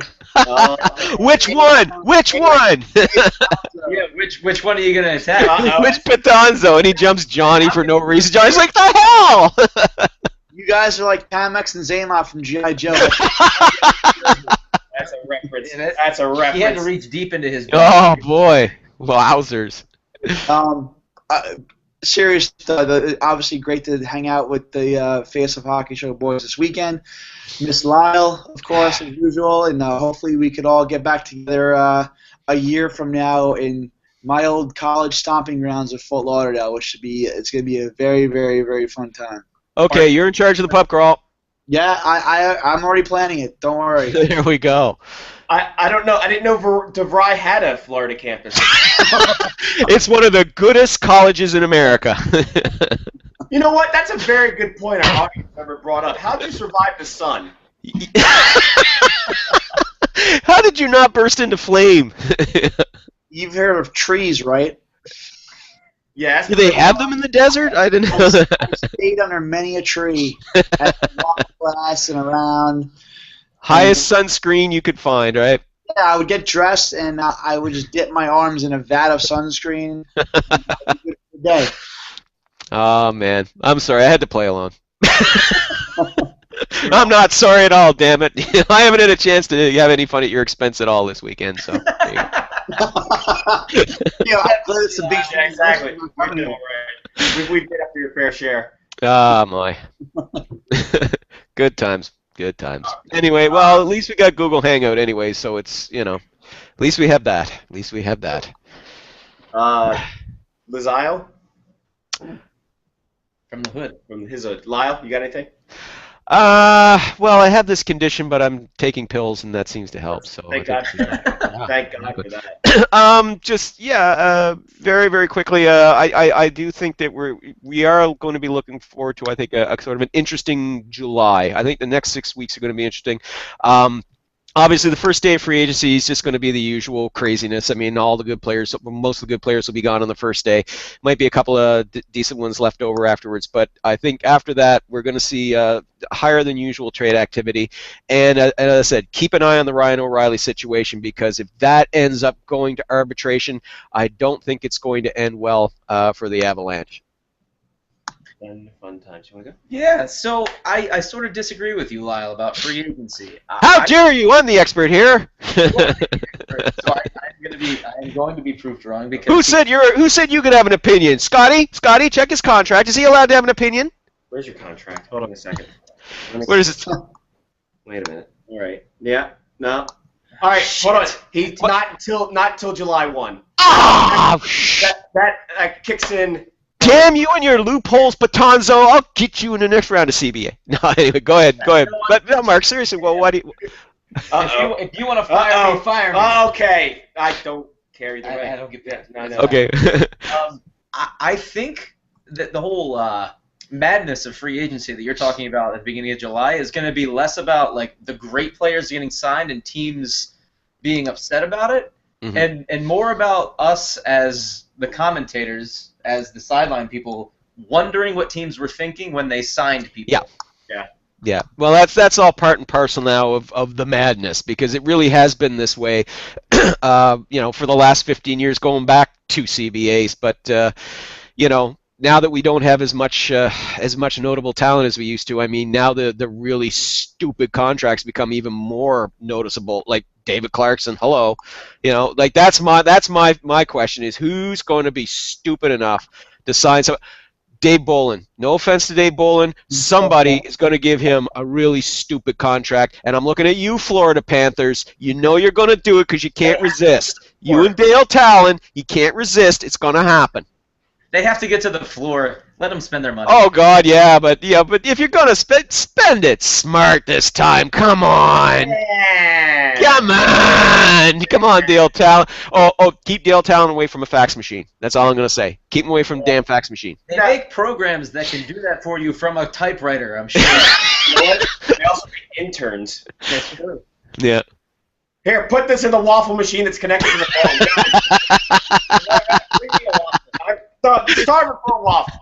Give me a waffle. It's short soft and me already eaten. I don't have any teeth. What? Well, I don't know, but it was an entertaining ride. But those were my thoughts about free agency. No. We're going to be making fun of a lot more teams than the teams that we say, good signing. Yep. What do you think, Sean? Who do you think's going to do a Clarkson-like contract? Who's a candidate? Who do you think? Quickly. I guess it's easy. Toronto. Yeah. Easy target. They've shown a penchant for not really making the smartest decisions when it comes to bringing on players, and I could totally see them doing something just outlandishly dumb this summer. Well, yeah, I can't really disagree with you. I mean, as I said, Clarkson last year. I don't really consider the Phaneuf contract that they did the re-sign. I don't consider that dumb. I consider that they didn't have much choice because they didn't really have much of a guy to replace his minutes. But still, bit of a burden, that deal, if you're going to try and move it. So, pressure's on TO. Who knows? Maybe they're the ones who go really crazy on Paul Stastny. Oh yeah. The NHL is different in a lot of respects than the other major the other major sports in the United States, I should say, in America. And in that it's played on ice. Very, very, very good point. With sticks. Don't forget sticks. The other point being that the final playoff teams, the really great playoff teams, those teams that, if, let's say, a Cinderella story happens and they make it to the semifinals or the conference finals, and they convince themselves that they might actually be a good team, the Washington Capitals, not going to lie, not that they've ever made it that far, but teams that you can convince themselves that they got to this point because they're a good team and they overspend. The NHL doesn't really have those because the last 3 to 4 years have always been the same teams. Yeah. Like, there aren't going to be those teams that have a blueprint for a great franchise that are going to go out and say, you know what, we had a great team, except we don't have this. Right. Yeah. They're going to go overspend and then just ruin their franchise for the next 5 years. Yeah, the New York Rangers used to be like that, and the salary cap actually broke them of that habit. But there's been some other teams that have just learned to work within the cap and still make stupid deals. Which, as I said, I said it when they put a salary cap in 9 years ago. I said, a salary cap is not going to fix stupid, and it just keeps going on. David Clarkson deal, hello. So, yes, I'm going to beat that to death, Leafs fans, because that is, until somebody does a dumber contract, the David Clarkson deal is the gold standard for stupid contracts under this current CBA. And much of what the Flyers do as well. Oh, yeah. Ron Hextall, he's got a bit of a mess to untangle there, that's for sure. He's trying to trade Vincent Lecavalier because they need to free up cap space. Lecavalier is the obvious guy, but unfortunately, he's a 34-year-old guy whose best years are behind him, has an injury history, and 4 more years at $4.5 million. Good luck moving that. Good luck to you guys. Good work. Final thoughts? Get her on here. She had a great weekend. She was a Vancouver Canuck draftee. Who's she? There's a camera. Who's she? Scoot. Hi, Rachel. Hey! Rachel joined us from C-Bus, and she had a tell the kids about your adventure. I got drafted by the Vancouver Canucks this weekend. Congratulations! Hey. During the Blue Jackets pick yesterday, being from Columbus, I missed watching that pick because one of the suits from the Vancouver Canucks came up, gave me a hat signed by Trevor Linden, and this entire weekend I had them laughing because I was the only fan cheering for the Canucks there. And today, my entire section, every time Vancouver had a pick, my section was cheering, let her pick, let her pick, let her announce the next pick. And after the draft, one of the suits told me that if I had been on their list, that there was a chance that I might have been able to announce their final pick. Ah, So close yet so far. so close.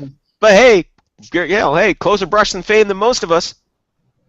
Speak for yourself. I almost had my Marty Brodeur moment there. There you go, your Marty Brodeur moment. You're gonna announce your kid? What? You're gonna draft? Yeah, that was a fun time. She was pretty amped about that. So Yeah, well done. Well done. And Sean just laughed. Anyway, my final thoughts is I'm glad to finally drink again with the Sean Leahy. The always having fun with Sean Leahy is great, and the Puck Daddy party was off the hook, I have to say. Mark's birthday this past weekend. Yes. Yay. We had Congratulations, Mark. Mark turned On what? Being born? Exactly, and staying on the planet for 31 years. That's not easy, my friend, let me tell you. I know. It was tough for me. Was it? Yeah. It wasn't so much tough on me. I was 9.8 pounds, so it's probably tough on Mom. That's true. Oh, And you're that up to about, what, 10 pounds now? Yeah. All right, Good good. Lord, that explained that scream 31 years ago. Okay, I wonder what that was all about. Oh. Anyway, There's that. there's that. Yeah, I think it was great to hear all the names that I knew from my youth. That was a fun time. Yeah. Coming around again as their kids come up, get picked. That was a little bit weird, wasn't it? You know? It is kind of surreal that Yeah. you go through that, and now like all these kids getting drafted could be your kid. I'm feeling old. Well, yeah, it's sad. It's almost sad. We're all dying. We're all dying a little bit more each second. Trust me. You'll get used to it, kids. You're all still kids to me. So, speaking as the oldest one here, you're all still kids to me. So that should give you some joy. Leahy's 67. It's I'm true. 102. Jesus. Holy jeez. Well, then whiskey- exchange rate? Or I would be if you doubled up my age. What if we double and divide by 2? Math. Hashtag math. Hashtag math for the win. I think we're gonna go. We're gonna let Sean Leahy get himself finished and preppied up and nice and ready to go. Don't tread on me. I love those socks, by the way. I got to get a pair of those. Look, I don't know if you can read that. That says freedom. Ah, awesome. Freedom socks. I have got to get me libertarian socks. Got to. I want to get some libertarian socks, so I have to be quiet when I get them. No, hold on a second. Ooh. I liked it. Oh, come on, Sean. That was Get good. off the Come stage, you bum. on. Listen, that made me hurt. Okay. I liked it. Come on. All right. It's okay. You can buy me a shot later. Yeah. I just, yeah. Have one for me, everybody. It was nice meeting you, Rachel. Yep. And that's it. That's all. For Lowrich and Sean Leahy, Mark with a C, Rachel, I'm Scotty Wise. Take care of yourself and someone else. But Face Off Hockey Show Draft Show, strobe lighting included on faceoffhockeyshow.com. And America. it'll be great. Until next time, peace. Johnny, Should I hit the button? hit the button, Johnny? Oh my Push the button, Frank. Why are you not hitting the button? Push the button, Frank. That's why. America.